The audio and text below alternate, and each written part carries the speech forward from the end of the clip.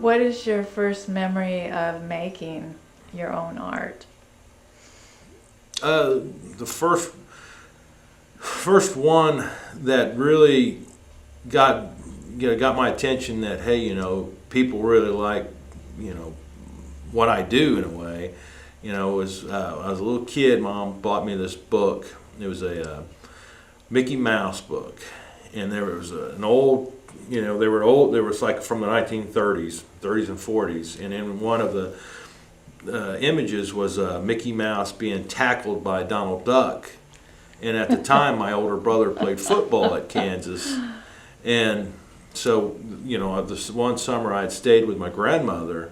My brother was living with her, and he was playing football at Kansas, and so that kind of always stuck in my mind. I always wanted to draw that, and also growing up is that they hated OU, and so the aspect of my brother playing at Kansas, them hating OU. So what I did was I drew Mickey Mouse running the ball over Donald Duck. But the way I did it was, Mom had got me this little book, and it was just the pages were 8 by 11, standard size pieces of paper, and I wanted a poster. And so what I did was I drew sections, and it got to a point Mom would come in and she'd tape it, and she was like, "Well, how are you doing this?" Because I never lined it up. But once I got finished, she taped it together, and I had this big poster that still sits in my grandmother's house up in Kansas. But she was shocked that, here I am, 4 years old, drawing and not lining that stuff out, but was able to just draw a little section, put it to the side, draw another little area, and then it all come together as this big giant puzzle of a poster. So that was the first time that I saw the impact of what art could do. Because my mom was shocked, and everyone who had saw that, because I just, as a kid, I do remember her telling that story on how her young son did that, and she was amazed. And the other one was when I was in first grade. We'd had art class, and we had this art teacher who had worked for. At the time, she was pretty famous. I can't remember her name, but I do remember the incident. She'd come into the school, and she was teaching us how to do profiles, do portraits. And so she walked around and gave everyone pieces of paper and pencil, and she had us draw. And when it got to me, I drew myself, and she was shocked. She even called my mom and said this kid could really draw. She was really shocked on how well I could draw the human form. Not only that, but myself. I did a self-portrait, and from that I had won that was the first time I ever won an award, because the award was she got to pick her favorite piece, and the person got to ride around in a police van with all the other kids. I don't know if that was really a big thing, but for me, that was the first thing I won. And so you got to drive anywhere you want, and all the kids and the teacher got in the back. So we went over to the house and we honked the horn. Mom came out, and she had thought something happened to one of her kids, and I told her, I said, "Well, no, I won this award," and they laughed. But no, that was the first award that I ever won, was a police ride. So, that's a wonderful story.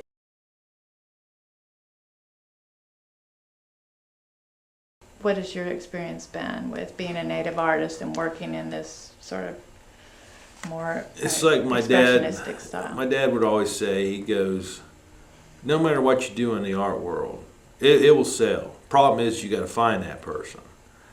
And here in Oklahoma, I've never really run into that, because people seem to like what I do, which is great. And I'll say it again, it's great. No, I'm just kidding. No, but it's like I said, it's one of those things that people are gonna they like what they like, and it's like I'm saying, like my dad would always say, because growing up with a father who was an artist, who worked with some of the greats. You know, he worked with Thomas Hart Benton, worked with all the Native American greats during the 60s, 50s, 60s, and into the 70s. He'd always say that, you know, people are going to buy what they want. And people buy art because it takes them out of reality. It takes them to a place that they could be at. And you know, if you're at an art show, when you're walking around, listen to when people say, you know, I can see myself there, or it speaks to me. Well, the reason why it's speaking to you is because that's the connection that art has when you see it, that piece or that sculpture or whatever that thing is. It's an attraction.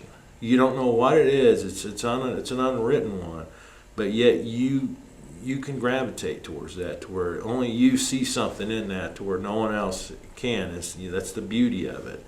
And so there's things that I've done to where I remember the first couple of pieces after I did right before I did the Haskell show. Mom and Dad had a frame shop, and I did a couple of drawings, and I wasn't too pleased with them, so I crumpled them up, threw them in the trash. Mom got them and had my brother dry mount them and flattened them out, and I came back, saw them, and they were all framed up nicely, and I'm thinking, well, hell, I just threw those away because I didn't like them. And she goes, no, she goes, I really like them. And she goes, I bet you could sell them. So on a bet, I went around just cold calling people I didn't know, and I ended up selling all 12 of them that same day to one person. Oh my And goodness. Mom, she told me, she goes, I believe in you. She goes, I know you could do it.